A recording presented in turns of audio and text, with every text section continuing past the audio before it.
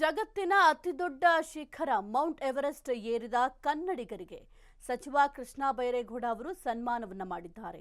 ನೇಪಾಳದ ಕಡೆಯಿಂದ 8848 ಮೀಟರ್ ಎತ್ತರದ ಶಿಖರ ಮೌಂಟ್ ಎವರೆಸ್ಟ್ ಏರಿದ್ದ ಇಬ್ಬರು ಕನ್ನಡಿಗರು 56 ದಿನ ಪರ್ವತದ ಮೇಲೆ ಸಾಹಸ ಮೆರೆದಿದ್ರು.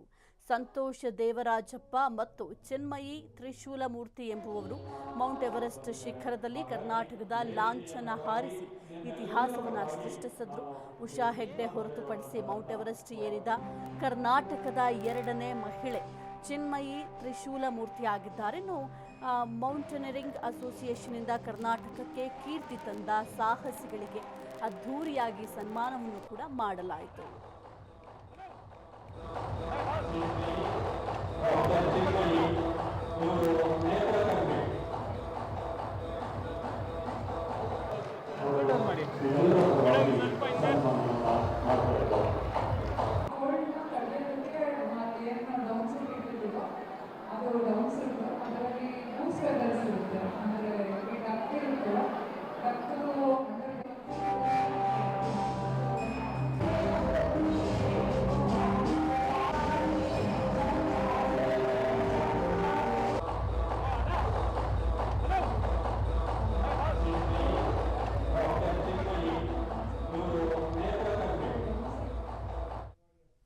ಎವರೆಸ್ಟ್ ಶಿಖರ ಹತ್ತಬೇಕು ಅಂತ ತುಂಬ ವರ್ಷದಿಂದ ಆಸೆ ಇತ್ತು. ಮತ್ತು ನಮ್ಮದು ಕರ್ನಾಟಕ ಮೌಂಟೇನಿಯರಿಂಗ್ ಅಸೋಸಿಯೇಷನ್ ಅವ್ರದ್ದು ಈ ವರ್ಷ ನಮ್ಮದು 60ನೇ ಜುಬ್ಲಿ ಇದೆ.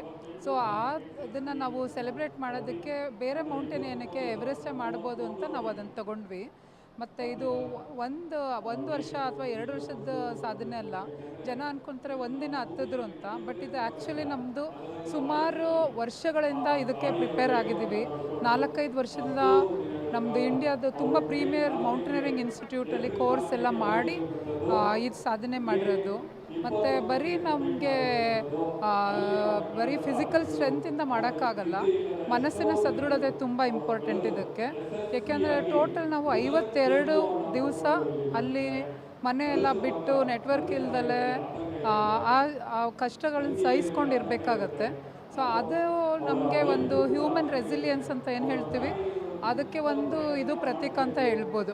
ಮತ್ತು ಪರ್ವತಾರೋಹಣ ಮಾಡೋದ್ರಿಂದ ಬರೀ ನಾವು ಪರ್ವತ ಹತ್ತಿದ್ದು ಒಂದೇ ಅಲ್ಲ, ನಮಗೆ ಅದರ ಜೊತೆಯಲ್ಲಿ ನಮ್ಮ ಮಾನಸಿಕ ಮತ್ತು ದೈಹಿಕ ಸದೃಢತೆ ಹೆಚ್ಚಿಗೆ ಆಗುತ್ತೆ. ಅದು ಒಂದು ಅಡಿಷ್ನಲ್ ಬೆನಿಫಿಟ್, ಹೆಲ್ತ್ ಬೆನಿಫಿಟ್ ಕೂಡ ಆಗುತ್ತೆ.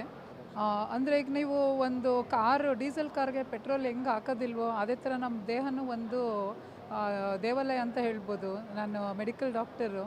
ಸೊ ನಾವು ಏನೇನೋ ಜಂಕ್ ಫುಡ್ ತಿನ್ನೋದು, ಎಕ್ಸಸೈಸ್ ಮಾಡದೇ ಇಲ್ಲದೆ ಇರೋದು. ಸೊ ಅಂದರೆ ಇವಾಗ sitting disease is the biggest disease ಅಂತ ಹೇಳ್ತೀವಿ.